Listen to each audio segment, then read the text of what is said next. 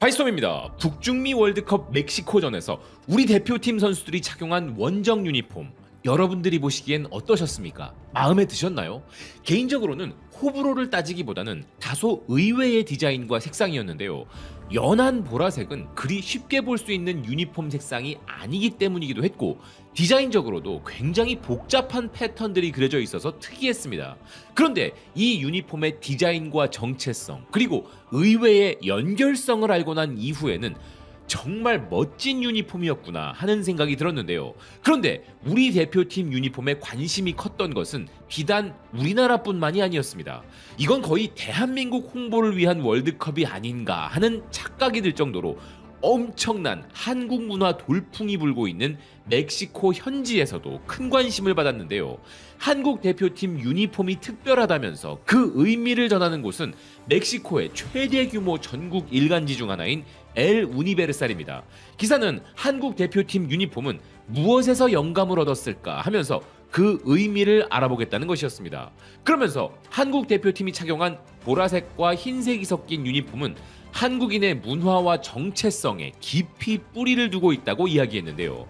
그러면서 손흥민이 이끄는 대한민국 대표팀이 착용한 그 유니폼은 다름 아닌 무궁화라는 꽃에서 영감을 얻었다고 설명했습니다. 기사는 무궁화는 대한민국의 국화인데 그 이름은 영원한 꽃이라는 뜻이자 시들지 않는 꽃이라는 의미를 담고 있고, 회복력, 인내심, 영원한 아름다움, 그리고 한국 국민의 굴하지 않는 정신을 상징한다고 덧붙였습니다. 특히 한국 대표팀 유니폼의 색상은 일명 스페이스 퍼플이라고도 불리는데, 무궁화는 오랜 세월 동안 한국의 역사와 국가 정체성에 깊게 연결되어 있고 애국가 가사에도 등장하는 꽃으로서 한국인들에게 큰 의미가 있다고 이야기했는데요. 그런데 사실 국가대표팀의 유니폼답게 이런 의미가 있구나 하고 그 의미를 되새겨주는 것만으로도 멕시코에게 참 고마웠는데, 이 유니폼이 지금 멕시코 현지에서는 또 다른 연결성으로 인해 큰 인기를 끌고 있었습니다. 그것은 바로 이 유니폼의 색상인 보라색이 멕시코가 가장 사랑하는 K-팝 그룹, 대통령이 직접 대통령궁에 초대를 하는 그룹 방탄소년단을 상징하는 색이기 때문이었는데요. 멕시코 매체 코디고 케레타로는 한국 대표팀과 BTS가 뜻밖의 연결고리로 하나가 되었다면서 한국 대표팀의 유니폼은 2026년 월드컵에서 가장 아미다운 유니폼이라고 평가했습니다. 대한민국 대표팀이 멕시코와의 경기에서 입고 나와 눈길을 사로잡은 보라색 유니폼이 많은 관심을 받고 있다는 기사는 현재 이 유니폼이 멕시코 SNS상에서 매우 큰 이슈가 되고 있다면서, 현대적 디자인의 이 유니폼은 단순한 외형적 요소를 넘어 보라색이라는 색상이 가진 상징성 때문에 BTS 팬들에게 큰 감동을 주었다는 것인데요. 전 세계 수많은 BTS 팬들은 한국 대표팀의 유니폼 색상 뒤에 담긴 상징적인 의미를 발견했는데, 그건 바로 BTS 멤버 김태형, 즉 귀가 만든 보라해라는 표현과의 연결성이라는 것이었습니다. 바로 그런 보라색이기에 한국 대표팀이 이 유니폼을 입고 등장하자 전 세계 수많은 BTS 팬들이 열광적인 반응을 보였고, SNS에는 한국 대표팀과 BTS를 연결하는 다양한 게시물이 쏟아졌다는 것입니다. 그리고 많은 팬들은 지금 이 유니폼이 대한민국을 대표하는 두 가지 거대한 문화적 상징, 즉 축구와 음악을 완벽하게 결합한 사례라고 평가한다는 것인데요. 한국이 알파벳 K를 가져가 버렸다라는 표현이 나올 정도로 우리나라는 문화 강국으로서 엄청난 위상을 떨치고 있는데, 이제는 우리나라 대표팀과 방탄소년단의 색이라는 이유로 우리 대한민국이 보라색이라는 색깔까지 가져와 버리는 게 아닐까 할 정도입니다. 아닌 게 아니라 지금 멕시코를 비롯한 북중남미 전역에서는 정말 한국 돌풍이라고 해도 과언이 아닌 엄청난 문화 현상들이 일어나고 있는데요. 지난 멕시코전은 시청률 집계 결과 멕시코 내에서만 2,550만 명의 시청자를 기록하여 21세기 들어 멕시코에서 가장 많은 시청자를 기록한 방송이 되었으며, 멕시코 대표팀의 개막전까지도 뛰어넘어 버린 결과가 나왔는데, 그런 점에서도 한국의 존재가 중요했다는 것입니다. 그리고 이 사실을 스포츠 매체도 아니고 정치 시사 매체가 다룰 정도이기에 지금 멕시코에서 한국 열풍이 어느 정도인지를 실감할 수 있었는데요. 멕시코의 시사정치 전문 매체 아리스테기 노티시아스는 멕시코와 한국 경기는 2,550만 명의 시청자를 통해 더욱 강해진 양국의 문화적 유대를 보여주었다고 평가했습니다. 기사는 이 경기는 단순한 스포츠 경기 이상의 의미를 지닌 행사였다면서 이번 한국과의 맞대결은 한국에 대한 관심 증가로 인해 형성되고 있는 멕시코와 한국 사이의 문화적 연결을 보여주는 사례였다고 해석했는데요. 이러한 현상을 설명하는 개념이 바로 한류라는 기사는 2000년대 초반 지상파 방송에서 한국 드라마가 방영되기 시작하면서 점차 영향력이 커지기 시작했던 한류가 2010년대 들어 유튜브를 통해 그리고 최근에는 넷플릭스와 같은 스트리밍 서비스를 통해 멕시코 내에서 더욱 빠르게 성장했다고 설명했습니다. 그리고 이런 성장으로 말미암아 멕시코를 포함한 라틴 아메리카 전역에는 한류의 대규모 팬 커뮤니티가 형성되었는데 많은 문화 연구 전문가들은 다들 한 목소리로 라틴 아메리카의 한류에는 한국 드라마가 가장 큰 역할을 했다고 평가한다는 것이었는데요. 하지만 방탄소년단과 블랙핑크 등 K-팝의 등장은 사회적 현상 수준의 큰 반향을 일으켰고 그 모든 것이 합쳐진 가장 최근의 결과물이 바로 개막전마저 뛰어넘어 버리는 한국과 멕시코의 월드컵 경기 시청률이었다는 것입니다. 즉 공휴일까지 선포했던 개막전 경기보다 더 많은 시청자가 한국전을 시청한 이유는 바로 그들이 사랑하는 한류의 나라와의 경기였기 때문이라는 것이죠. 그리고 이 경기가 멕시코의 승리로 끝나고 난 이후 멕시코 전국지 엘 데바테는 형제여 이제 당신은 멕시코인입니다 라고 하는 말과 함께 한국이 패배하고 난 이후 한국 팬들을 멕시코 팬들이 위로하고 있다면서 경기 후 양국 팬들의 모습을 스케치하는 기사를 전한 바 있는데요. 경기가 끝나자 실망하는 한국 팬들의 모습이 포착되었고 고개를 숙인 채 아쉬움을 드러내고 있는 그들에게 멕시코 팬들이 다가가 위로의 말을 건넸다는 것입니다. 그 순간 양국의 팬들에게는 상대팀의 팬이라는 사실보다 한마음으로 축구를 사랑하는 사람들이라는 것이 더욱 중요해졌고 바로 그런 모습이야말로 축구가 가진 진정한 가치라는 것이었는데요. 거의 축구에 미쳤다고 해도 과언이 아닌 나라에서 양국 간에 이런 우호적인 분위기가 형성된 것에는 물론 멕시코의 승리 때문이기도 했겠지만 한류를 비롯한 양국 사이에 많은 연결된 분야들이 큰 역할을 한 것입니다. 이는 경기장 현지에서만 벌어지는 현상이 아니라 뉴욕타임스가 전하는 뉴욕에서의 양국 간 공동 거리 응원의 현장에서도 마찬가지였고 LA타임스가 전하는 LA에서의 응원 현장에서도 모두 같은 모습들이 목격되었다고 하는데요. 양국의 교민들이 공유하는 영상들을 보면 미국의 다양한 지역에서 그런 모습이 연출되었다는 것입니다. 양국의 문화적 유대감이라는 표현이 정말 틀린 표현이 아닌 것이죠.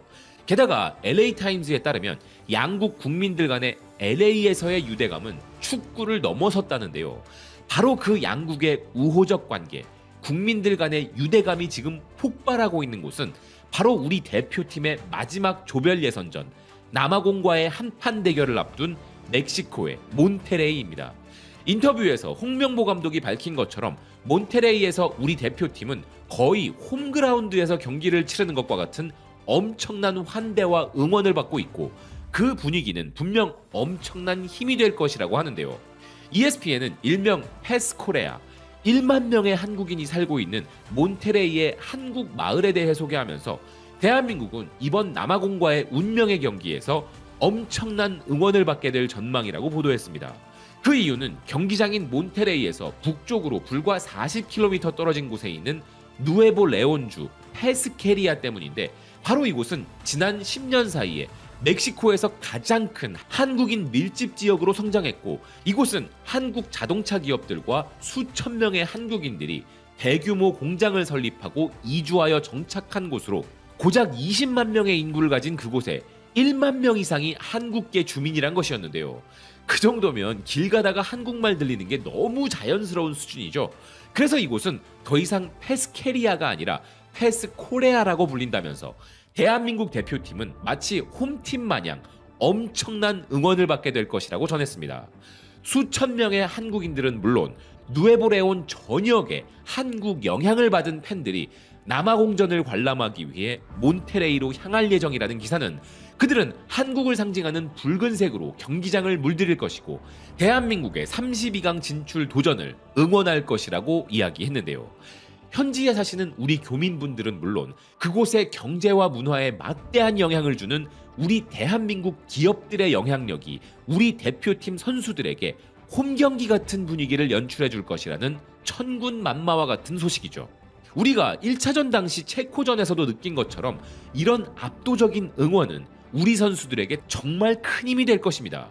그리고 우리 교민들과 현지 주민들의 이런 압도적인 응원은 물론 멕시코 전체를 봤을 때도 멕시코와 우리가 상대하지 않는 이상 우리 대표팀에 대한 멕시코의 응원은 압도적일 수밖에 없는데요.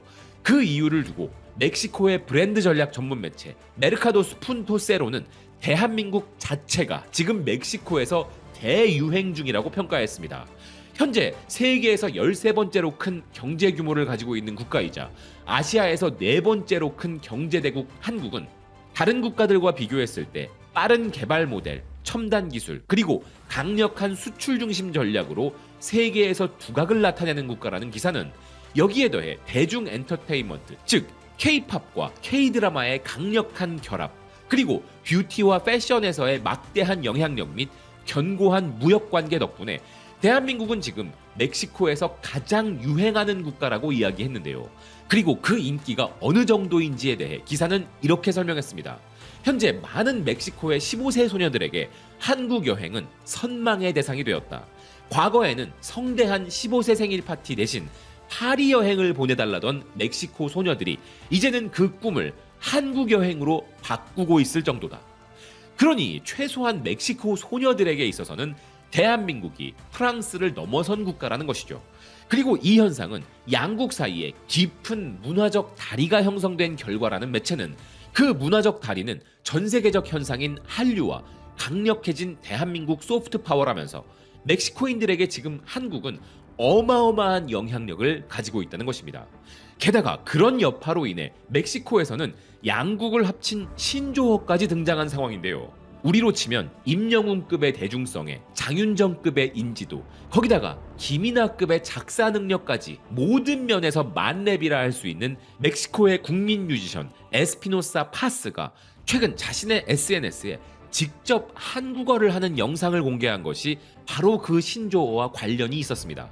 그는 자신의 SNS에 안녕 자기야, 미안해, 사랑해, 다른 사람 만나지 마 라는 등의 한국어를 직접 발음하는 영상을 올렸고 그것이 멕시코 내에서 큰 이슈가 되었던 것인데요.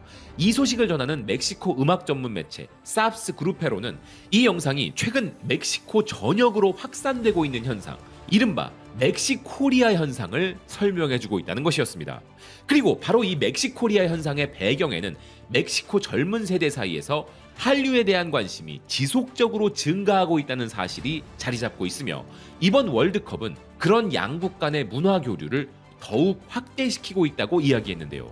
현재 멕시코시티, 몬테레이, 과달라하라 등 멕시코의 월드컵 개최 도시에서는 멕시코 팬들과 한국 팬들이 함께 축제를 즐기고 있다면서 그것이 바로 멕시코리아 현상이라는 기사였습니다.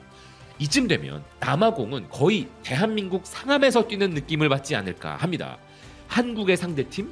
그럼 우리 멕시코리아의 상대팀이야 라는 분위기가 몬테레이를 지배하고 있기 때문인 것이죠. 그런데 이것이 멕시코 특유의 과장된 기사라고 생각하실 수도 있는데 절대 그렇지 않습니다. 이는 영국의 BBC까지도 일관되게 전하고 있는 팩트인데요.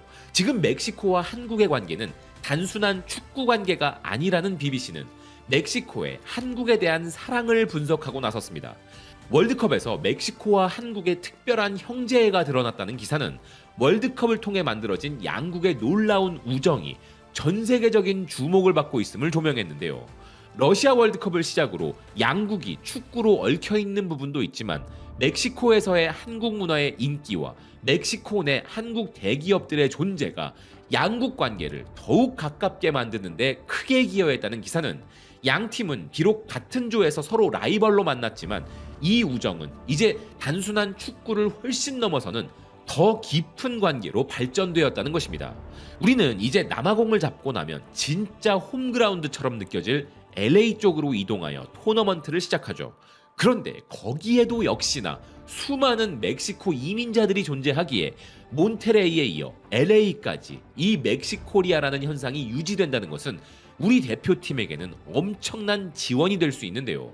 32강을 이야기하기 전에 일단 우리 대표팀의 마지막 경기는 멕시코 대 체코의 경기와 동시에 진행됩니다. 멕시코는 이제 축구적 관점에서 러시아 월드컵의 은혜를 갚을 기회가 왔는데요. 우리가 남아공과의 경기에서 승리하거나 적어도 무승부를 할 가능성이 크지만 정말 만에 하나라도 우리가 경기에서 잘 풀리지 않는 상황이라면 멕시코가 체코를 반드시 잡아주어야 하는 경우의 수가 펼쳐지기 때문입니다.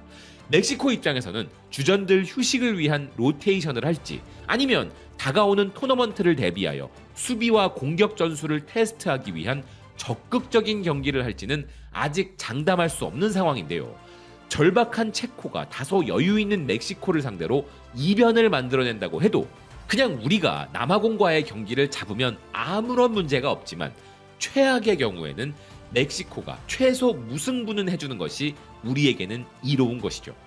공식 인터뷰에서 김민재 선수도 밝힌 것처럼 우리는 무승부면 충분하지만 그럼에도 불구하고 반드시 이 경기를 잡아야만 하는데요. ESPN이 그 이유를 설명하고 있습니다. 한국은 무승부면 충분하지만 반드시 승리를 노려야 한다는 기사는 대회 첫 경기였던 체코전에서의 2대1 역전승 덕분에 유리한 위치에 서 있는 한국은 어느 정도의 여유가 있는 상황이지만 무승부를 노리기보다는 승리를 목표로 경기에 나서야 한다는 것이었는데요.